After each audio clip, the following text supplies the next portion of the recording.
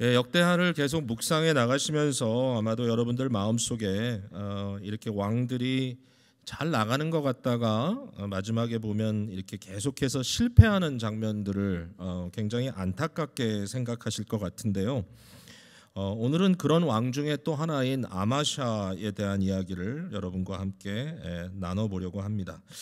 아마샤도 시작은 괜찮았던 것 같아요. 25장 2절에 보니까 아마샤가 여호와께서 보시기에 정직하게 행하기는 하였으나, 물론 부족함이 있지만 그러나 아마샤는 하나님 앞에 좀 투명한 그런 마음을 갖고 있었다라고 굉장히 좋은 평가를 처음에 내리곤 있는데, 안타깝게도 오늘 본문에 함께 본 것처럼 이 에돔과의 전쟁을 치르고 오는 과정에서 그의 마음이, 그의 오리엔테이션이 완전히 이렇게 바뀌어지는 그런 것을 볼 수가 있는데요. 전쟁 이후에 에돔의 우상들을 가지고 와서 그것을 자기의 신으로 선택했다라고 하는 말이 14절에 나오고 있는데, 이 부분이 참 석연치가 않습니다. 그리고 참 도대체 왜 이런 일이 있을 수 있을까라는 질문도 생기고요. 그래서 이제 이 부분에 대해서 좀 저와 여러분이 오늘 함께 살펴보면 좋겠다, 그런 생각을 해봤습니다. 함께 말씀을 보았기 때문에 스토리는 어느 정도 여러분들이 좀 파악을 했겠지만 잠깐 좀 더 한번 빛을 비춰보도록 그렇게 할게요. 정확한 이유는 알 수 없는 전쟁을 아마샤가 하게 되는데요. 이제 에돔하고 합니다. 사실은 이것은 뭐 쳐들어온 적군을 막는 전쟁도 아니고, 이것은 일종의 이웃 나라를 정벌하는 그러한 전쟁이었던 것이죠. 이 전쟁을 하기로 마음을 먹는데 하나님께서는 자기 백성에게 전쟁에 대해서 몇 가지 말씀을 하셨거든요. 어떨 때는 하나님이 명령하셔서 그 이웃에 있는 나라든 어떤 나라든 그들의 죄가 너무 가득 찼기 때문에 여기에 대해서 너희가 심판의 도구로 전쟁을 해라, 이런 경우도 있고요. 그리고 일반 전쟁도 있습니다. 전쟁을 불가피하게 해야만 하는 경우가 있을 텐데, 그럴 때는 하나님께서 웬만하면 전쟁을 피하도록 상대에게 가서 항복을 유도하고, 그들이 항복했을 때는 전쟁을 하지 않고 피를 흘리지 않도록 이렇게 이제 명령하셨거든요. 그러니까 왜 이 전쟁을 하게 됐는지는 잘 모르겠는데, 근데 한 가지 우리가 깨닫게 되는 건 뭐냐면 아마샤가 이 전쟁에 모든 걸 걸었다는 거예요. 이걸 이제 어디서 알 수 있냐면은 유다와 베냐민 모든 족속 중에 20세 이상 장정들을 다 계수를 하는 겁니다. 그래가지고 손에 칼을 들고 방패를 들 수 있을 정도가 되면 그들을 다 징집해서 군대로 만들어 간 거죠. 여기 보면 30만 명을 모았다라는 얘기가 나오는데, 사실은 이게 상상할 수 없는 숫자예요. 사실은 그러니까 그 당시에 인구를 비율로 따졌을 때는 이건 좀 과장이 아닌가, 어떻게 30만 명을 모을 수 있을까, 공을 하나 더 붙인 거 아니야 끝에, 뭐 이렇게 이제 얘기할 수 있을 만큼 어마어마한 지금 일이 지금 벌어진 거예요. 그러니까 이제 저자의 의도는 우리가 이해할 수 있는 것 같아요. 그러니까 어떻게 표현을 했든지 간에 저자의 의도는 지금 이 전쟁에 아마샤는 모든 것을 걸었다, 다 건 전쟁입니다. 근데 그 불안한 거예요, 마음에. 그러니까 30만이라고 하는 거대한 군사를 모았는데 뭔가 부족하다고 생각을 하고요. 그가 은 100달란트를 선불을 하고 북왕국 이스라엘의 특별히 에브라임 족속들에게서 10만 명의 군사를 더 얻습니다. 여기 보면 그 10만 명의 군사는 아주 용맹한 빼어난 군인들이었다라고 이렇게 기록을 하고 있는 거죠. 그래서 용병을 산 거죠.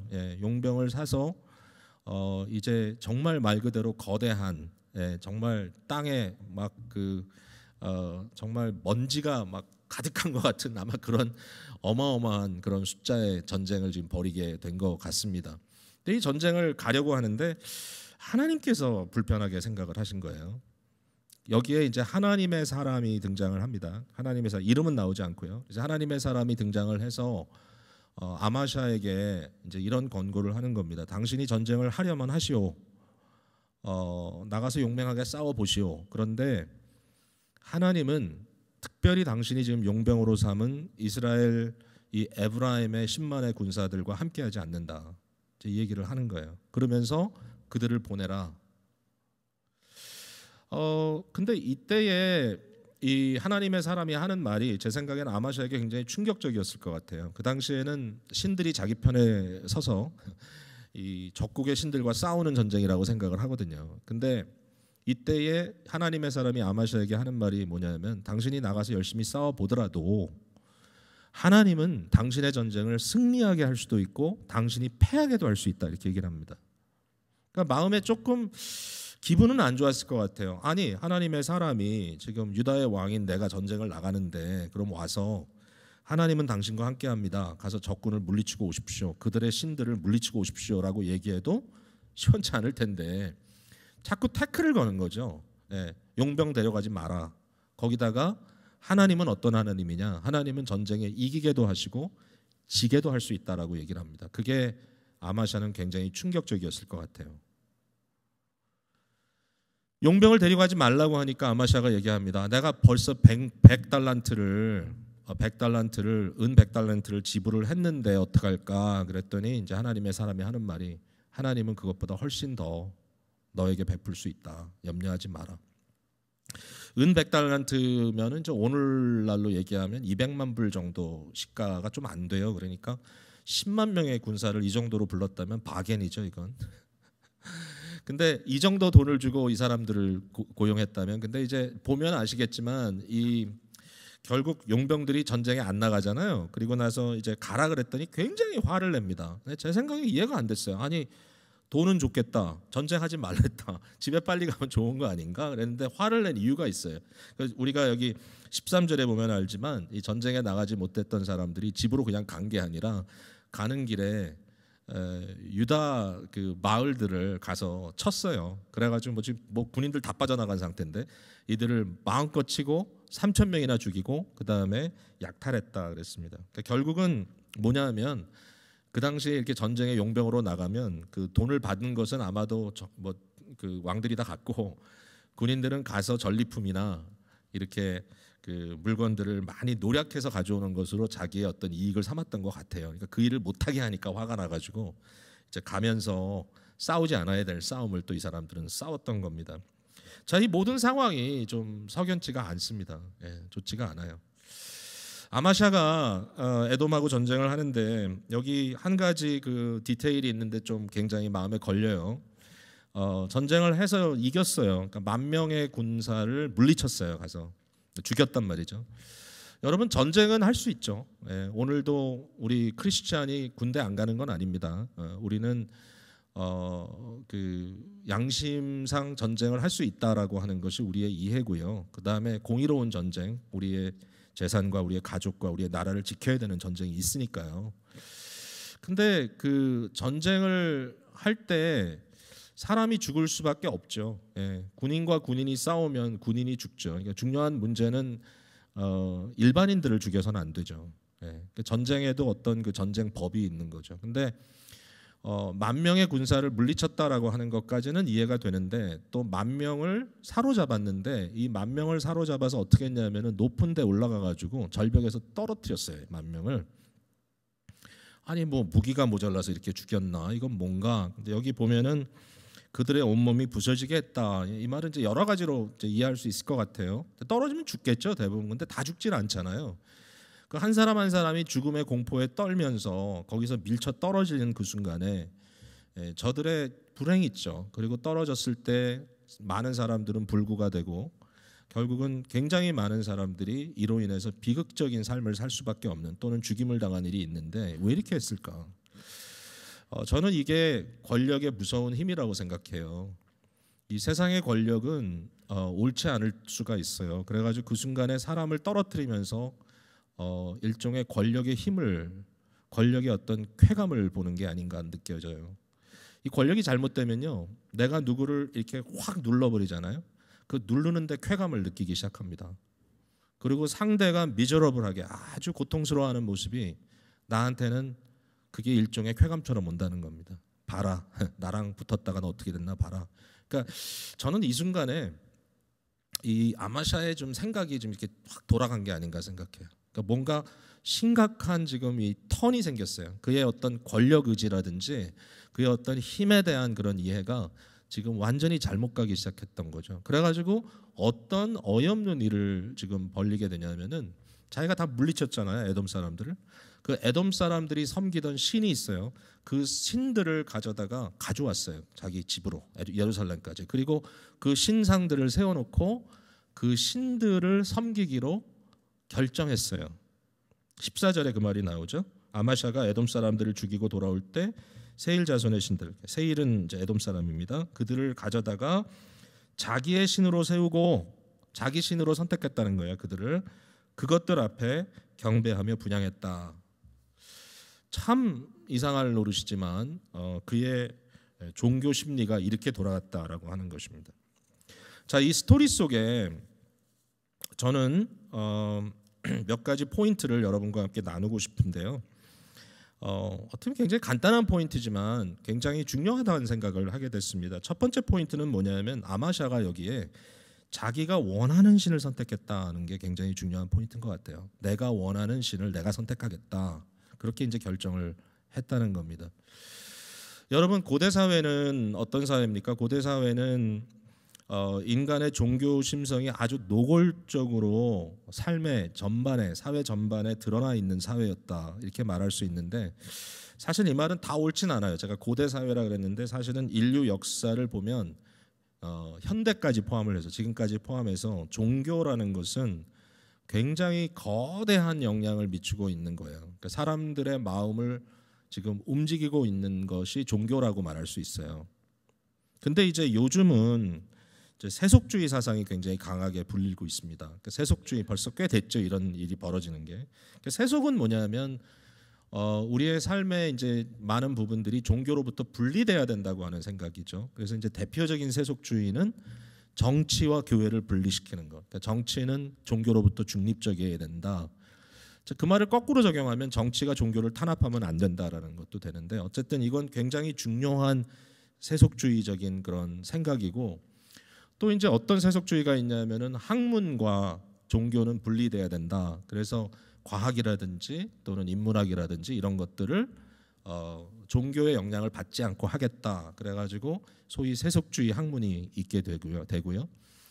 그것보다 우리 각자에게 더 다가오는 건 뭐냐면, 사람들이 세속주의가 되면 이제 개인적인 삶에 대해서 내 삶에 종교라고 하는 컴파트멘트가 있을 수 있죠. 내가 주일날 교회는 가겠다. 그러나 이 종교가 나의 삶에 영향을 미치지 않게 하겠다라고 결정을 하는 거죠. 그러니까 자기가 하는 뭐 생업이나 가정이나 뭐 뭐든지 그것은 종교와는 상관없이 내가 세속적으로 살 수 있다라고 그렇게 생각을 하는 겁니다. 세속이라는 말은 그러니까 종교와 이 다른 삶의 그 지경들이 분리된다는 뜻이에요. 그러니까 뭐 좋은 의미도 있어요, 사실은. 왜냐하면 저는 생각할 때 현대 사회의 이 다원화된 사회 속에서 정치와 종교의 분리는 참 필요하다고 생각해요. 그래서 특별히 제가 그 잘못된 종교, 아니면 기독교라는 이름을 가졌다 할지라도 뒤틀린 기독교들이 이런 사회로부터 분리되는 건 전 되게 좋다고 생각합니다. 예, 만약에 어떤 정치적인 리더가 큰 성경책을 손에 들고 또는 사람들에게 좀 드러나기 위해서 어떤 교회 건물을 찾아간다든지 어떤 집회를 찾아가는 그런 모습들을 통해서 정치적인 일을 이루고자 한다고 한다면 저는 그건 옳지 않다고 생각합니다. 결국 종교를 이용해서 폴리티사이즈해서 정치화시켜서, 정치는 뭡니까? 정치는 사실은 옳고 그름을 따지기보다는 일종의 유틸리티, 나에게 어떻게 정치적으로 유익한가, 그게 나에게 도움을 주는가를 따지는 건데, 그게 잘못된 종교의 핵심이라고 저는 생각합니다. 그러니까 그런 것은 옳지 않다. 그러니까 정당한 의미에서, 더군다나 미국 같은 나라에서는 종교가 이런 면에서 좀 정치와 분리되는 것이 필요하다라고 생각을 해요. 근데 이제 문제는 뭐냐면, 대부분의 이러한 종교들, 지금 말하고 있는 종교들은 결국 인간이 자기의 욕망을 채우는 수단이에요. 그러니까 내가 원하는 것을 얻기 위한 수단과 방법으로 종교가 나타나는 거예요. 오늘도 마찬가지예요. 그러니까 이걸 아마 들으시면서 여러분은 정말 그렇지, 이런 생각이 좀 들 겁니다. 자, 에돔 사람들이 섬겼던 국가신이 있습니다. 에돔이 졌죠.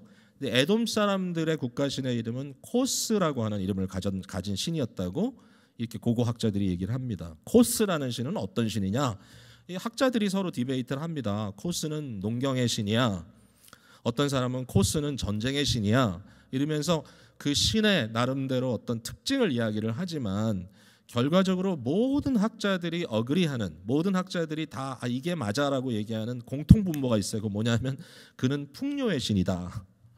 그러니까 그게 무슨 전쟁이든 농사든 뭐 뭐든지 간에 결국 코스는 어떤 신이냐면은 백성들에게 풍요로움을 주는, 자기가 잘 먹고 잘 살기 위해서 필요한 신이다라고 이렇게 생각을 하는 거예요. 여러분, 이런 신들을 너무 우습게 알면 안 되죠. 왜냐하면은 대부분 이런 종교는 종교적인 그 면모를 갖추지 않습니까? 그래가지고 이런 신들을 설정해 놓고요. 그리고 그 신에게 어떤 일종의 생명을 부여하죠. 생명을 부여할 때 어떻게 하죠? 영매자들이 쓰죠. 그러니까 이제 그 제사장 뭐 이런 사람들이 쓰는 겁니다. 여제도 있고 그래가지고, 그러니까 제사장이란 표현이 좀 불편할지 몰라요. 여러분에게 잘 생각해 봐야 돼요. 이게 이제 영매자. 사실 더 좋은 표현은 무당이죠. 무당. 그러니까 무당을 세워가지고 어떤 신전을 세우고요. 그 다음에 거기에 어떤 따라오는 여러 가지 그 리추얼들이 있습니다. 예식들이. 그래서 보통 무당들을 보면 막 무섭게 색깔을 칠하죠. 사람들에게 두려움을 조성하고 막 미친 짓을 하고 이러면서 굉장히 두렵도록. 근데 이제 무당이 하는 건 뭐냐면 결국은 대가를 받고 사람들을 위해서 복을 빌어주는 거예요. 그 다음에 사람들이 듣고 싶은 이야기를 해주는 거예요. 이게 이제 일반적인 타락한 종교의 모습이에요. 여러분 생각에 기독교에도 그런 영매가 있지 않나? 기독교에도 그 구약 성경에도 보면 선지자도 있고 제사장도 있고 있지 않나? 근데 여러분 잘 생각해 보세요.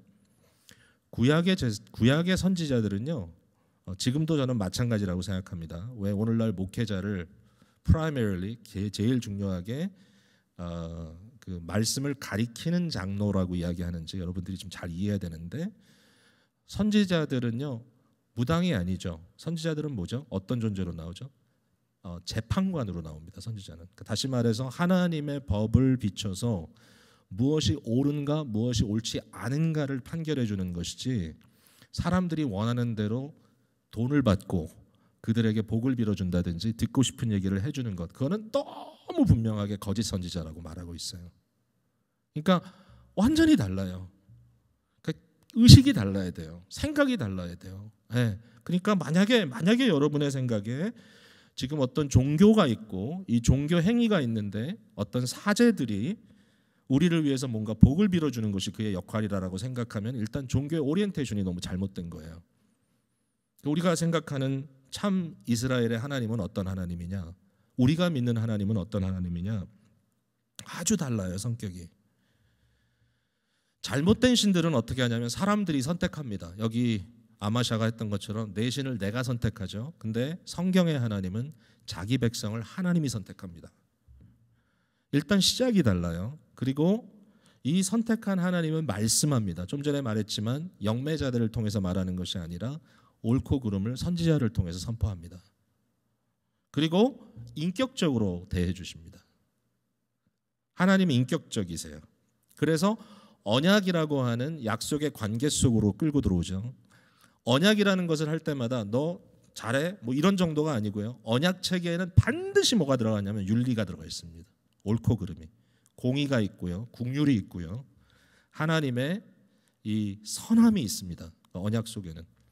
그러니까 단순히 그냥 이래라 저래라 뭐 아무 의미 없는 것들을 잡다하게 던져놓은 것이 아니라 거기에는 도덕률이 있습니다.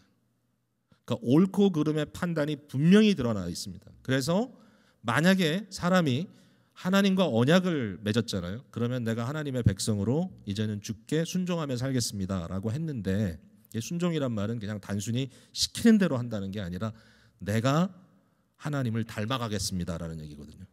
하나님의 성품을 내가 드러내겠습니다. 여러분, 오늘날 저와 여러분에게 이제 율법이라는 것은 제가 계속 말씀을 드리지만 돌에 새긴 이 돌비에 새긴 이 법이 아니라 이것이 예수 그리스도라고 하는 인격자로 세상에 오셨잖아요. 그래서 우리는 이렇게 생각하면 돼요. 율법을 지킨다 이렇게 생각하지 말고 예수님을 따라간다 이렇게 생각하면 돼요. 그러니까 우리는 예수님을 따라가는 것이 율법을 지키는 거예요.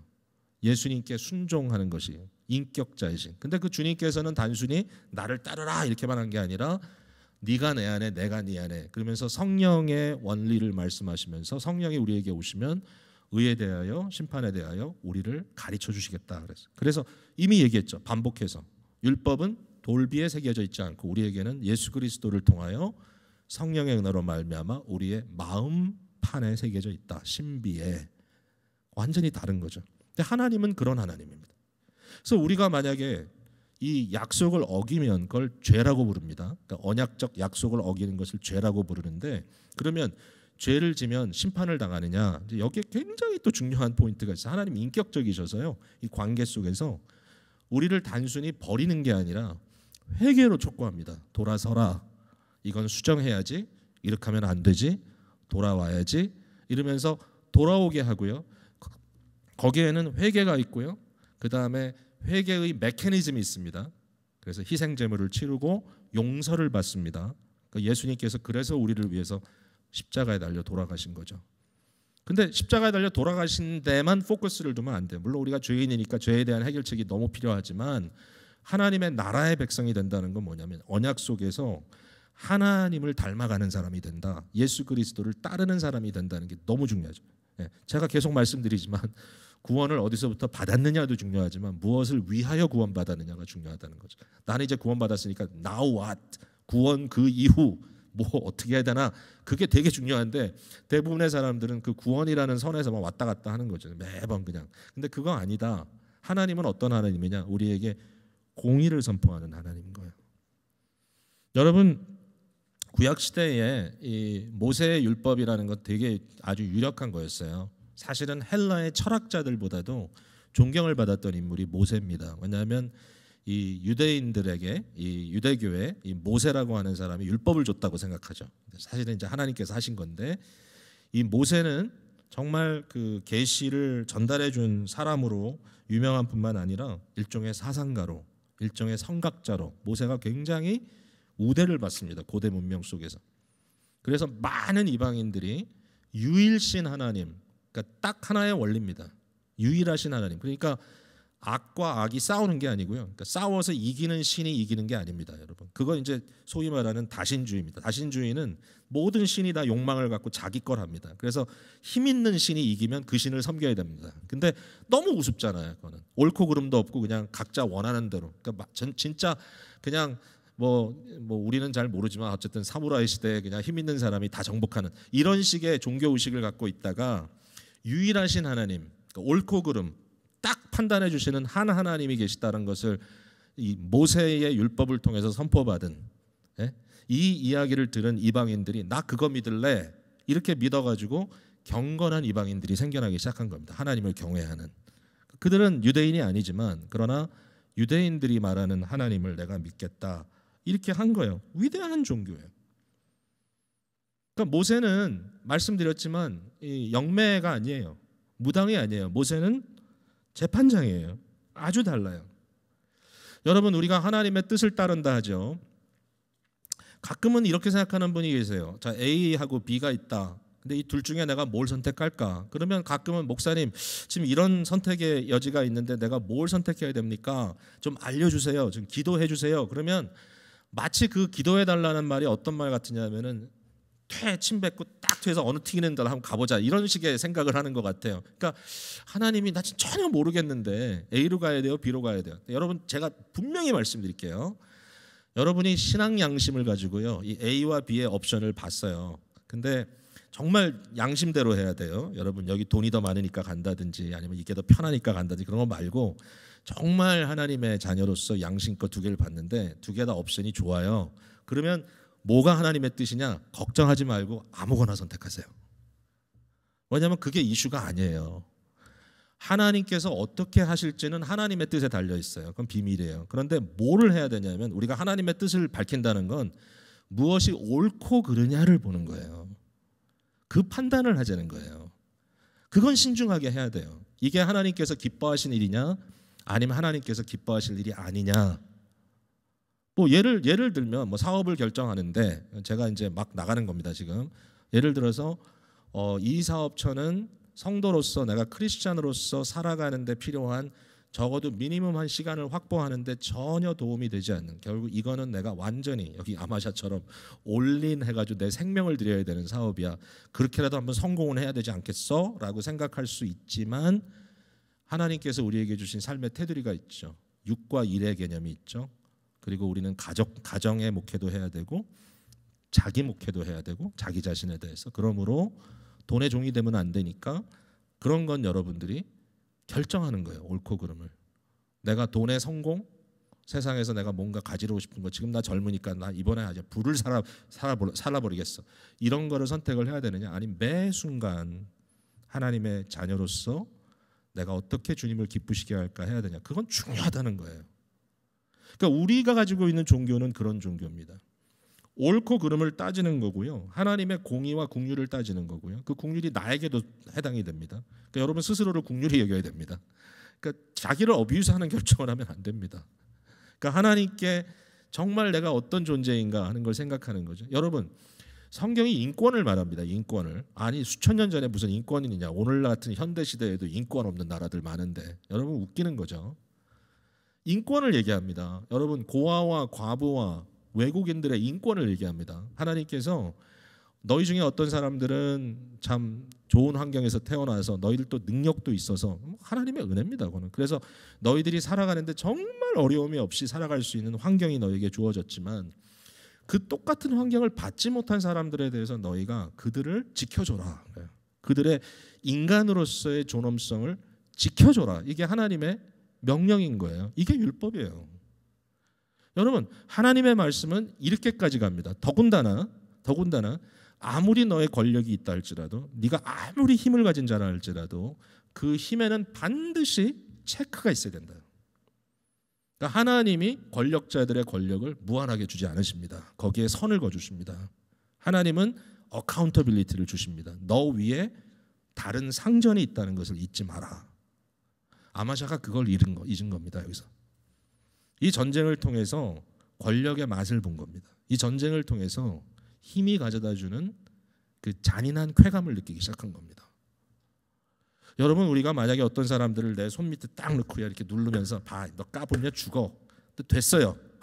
정말 그 사람이 꼼짝 못하고 내 앞에 와가지고 비는 거예요. 잘못했다고. 기분 좋아. 여러분, 그 권력에 취하기 시작하면 여러분들은 진짜 몬스터가 됩니다. 여러분, 그런 거 하지 마세요. 정말로. 네, 사람들을 힘으로 눌러가지고 그 사람의 인격이 망가지고 그 여러분에게 와서 치사한 모습 보이도록 돌아가면서 반드시 욕을 하겠죠, 속으로. 근데 그것마저도 보면서 쾌감을 느끼는, 이건 아주 심각한 거예요. 그런 종교가 아니에요. 우리의 신앙은. 우리의 신앙은 그런 것마저도 막으셔요, 하나님께서. 자, 아마샤가 여기에 선택했습니다. 아마샤가 선택한 거는 어떤 신입니까? 자기는 여호와 하나님을 버린다 그랬습니다. 자, 이게 이제 27절, 25장 27절에 나오죠. 마지막에 아마샤가 돌아서서 여호와를 버린 후로부터 이랬습니다. 버렸어요, 여호와를. 어떤 신을 버린 겁니까? 윤리적인 신을 버린 겁니다. 주권자를 버린 겁니다. 유일하신 하나님을 버린 겁니다. 그리고 자기가 선택했습니다. 어떤 신을 선택했죠? 에돔의 신을 선택했습니다. 여러분, 이게 되게 재밌습니다. 왜냐하면 에돔의 신을 선택한 이유는 제가 봤을 땐 그런 게 있는 것 같아요. 에돔의 신은 자기가 정복했잖아요. 내가 정복한 신을 택한 거예요. 네. 내가 마음대로 내가 원하는 것을 해줄 수 있는 신을 택했다.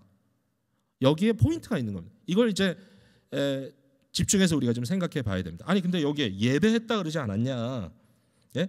가져와서 자기 신으로 세우고 그것들 앞에 경배하고 분향했다 하지 않느냐? 이것은 종교 심리에 대한 필요성을 의미합니다. 모든 사람은 예배를 필요로 하는 존재들입니다. 무언가 예배하고 무언가의 마음에 빈 이 공허함을 기대야 하는데, 그러나 예배라고 하는 것은 예배자의 마음의 자세에 따라서 완전히 의미가 바뀝니다.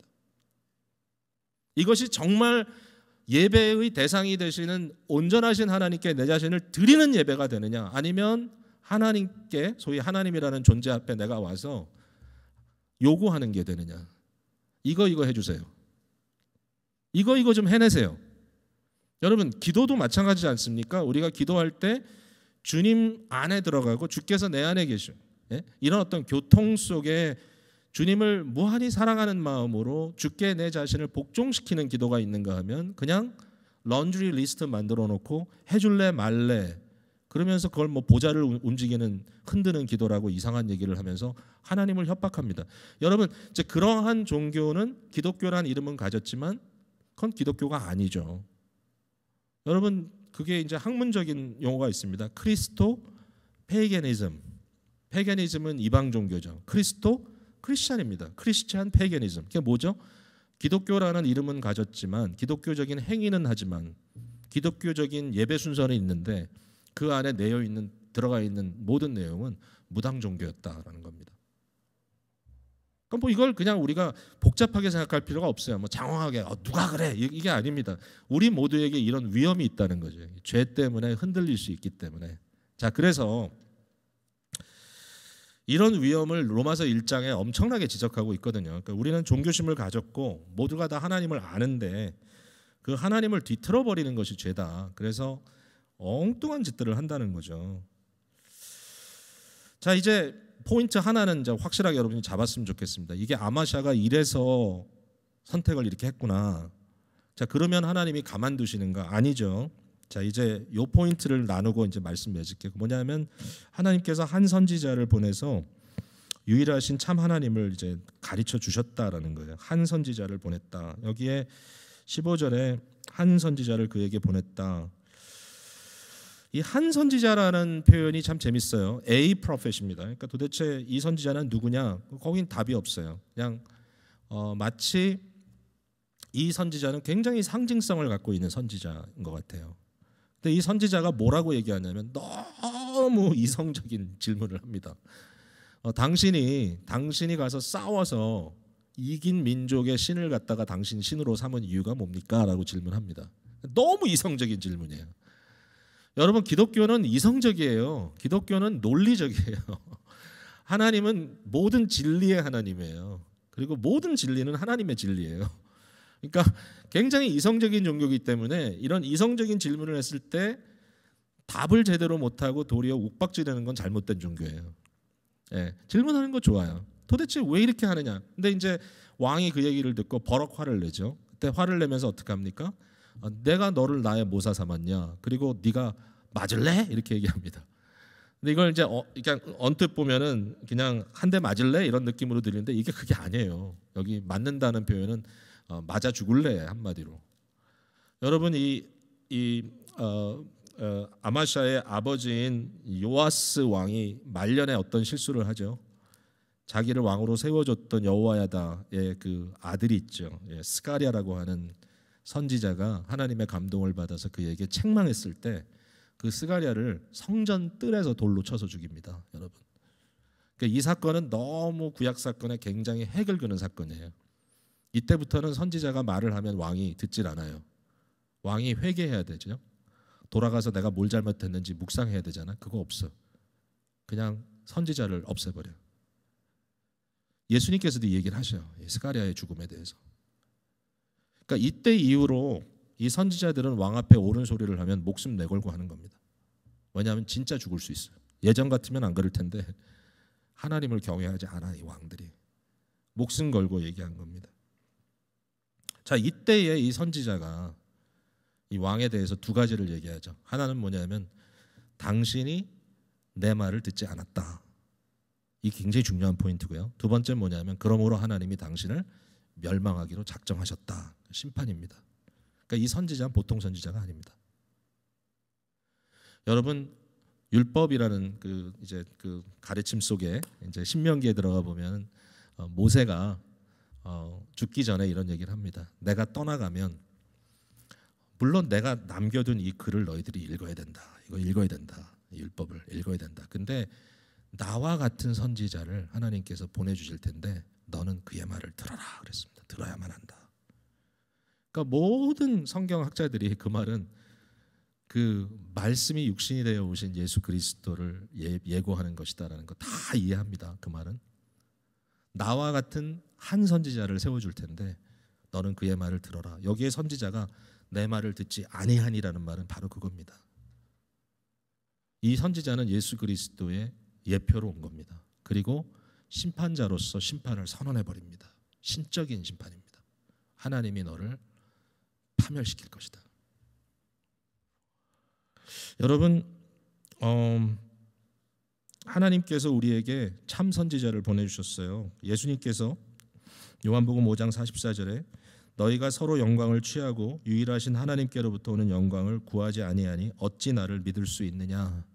여러분, 우리가 예수님의 말을 듣지 않는 이유는, 우리가 예수님의 말을 거부하는 이유는 하나님께서부터 오는 영광을 구하지 않고 서로 영광 얻는 것을 구하고 있다. 인간의 욕심대로 가고 있다. 자기 정욕에 취해 있기 때문이다. 야고보서 4장엔 이렇게 써 있어요. 너희가 욕심을 내어도 얻지 못하여 살인하며 시기하여도 능히 취하지 못함으로 다투고 싸우는도다.